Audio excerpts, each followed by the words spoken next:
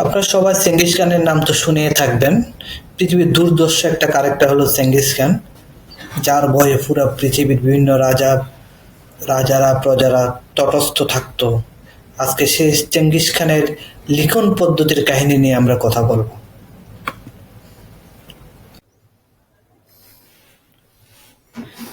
Genghis Khan সিংহাসনে বসেছিলেন ৫১ বছর বয়সে। তিনি জন্মগ্রহণ করেছিলেন ১১৬২ সালে।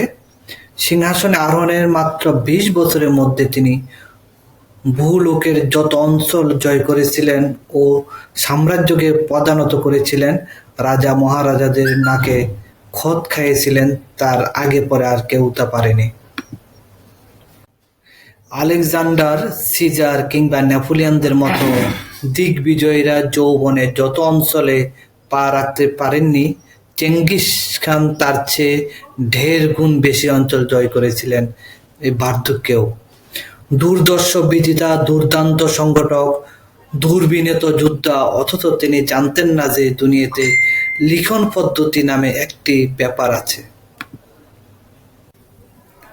তার সময়ে যাবতীয় রাজকীয় তথ্য, প্রমাণ এবং নির্দেশনা প্রথমে প্রবাদাকারে দূতকে মুখস্থ করানো হতো, তারপরে মৌখিকভাবে তা যথাস্থানে পৌঁছে দেওয়া হতো।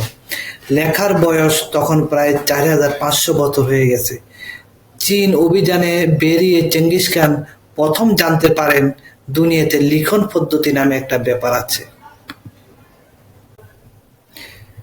জানার সাথে সাথে তিনি তার পুত্র এবং আমৃত্যবর্গকে এই পদ্ধতিটি আয়ত্ত করার জন্য নির্দেশ প্রদান করেন।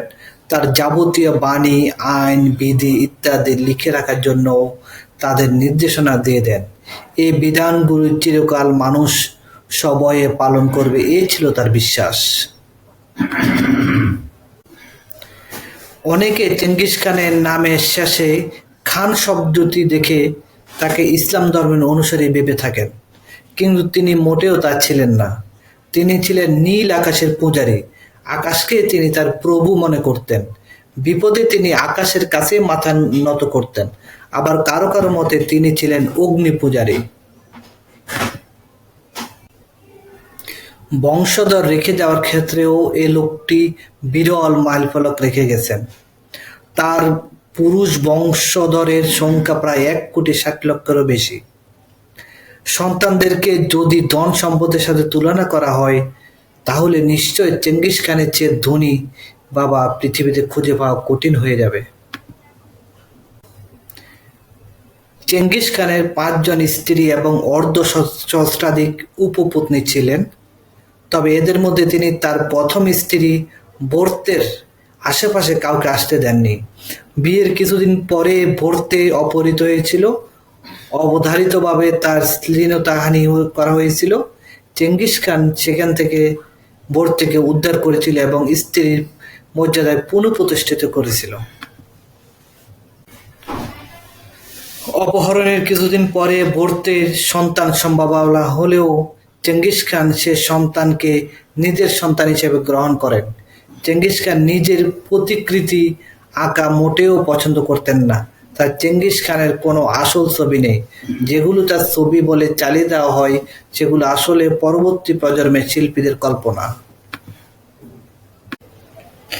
নিজের জীবন কাহিনী তিনি তার জীবদ্দশাতে লিপিবদ্ধ করার আদেশ দেন, যা সিক্রেট বুক অব মুগলস নামে বেশি পরিচিত।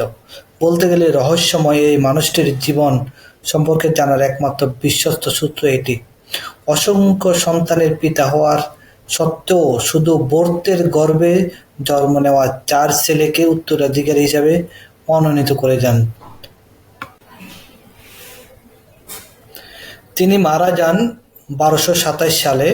তার সমাধি গোপন রাখার জন্য মৃত্যুর আগে তিনি সৈন্যদের নির্দেশ দিয়ে গিয়েছিলেন। বলা হয়ে থাকে তার সমাধিকে নিশ্চিহ্ন করার জন্য সমাহিত অঞ্চলের উপর দিয়ে ১,০০০ ঘোড়ার ছুটিয়ে নেওয়া হয়েছিল। চেঙ্গিস খানের সমাধির যেন কোনো প্রমাণ না থাকে। সমাধির উপরে ১,০০০ ঘোড়া নিয়ে ঘোড়সাওয়াররা দৌড়ায়। ওইসব ঘোড়সাওয়ারদেরও পরবর্তীতে হত্যা করা হয়েছিল। কোনো ধরনের প্রমাণই মেলেনি চেঙ্গিস খানের সমাধির।